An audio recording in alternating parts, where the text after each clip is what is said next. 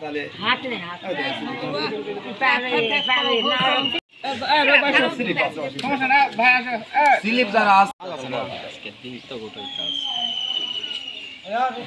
রাষ্ট্রের কোন সম্পদ যে আত্মসাৎ করেছেন এরকম কোন নজির নেই। সকলে দীর্ঘায়ু সুস্বাস্থ্য কামনা করছি এবং সবাইকে ঈদ মোবারক।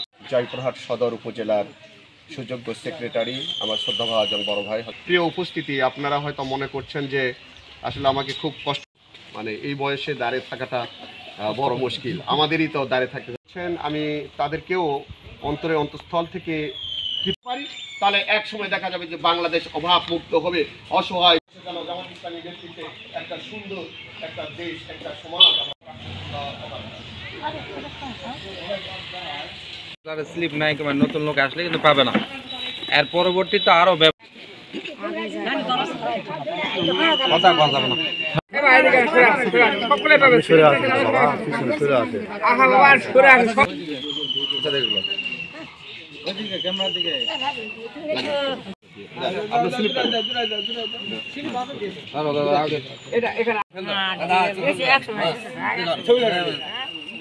আর হিন্দু একজন মহিলা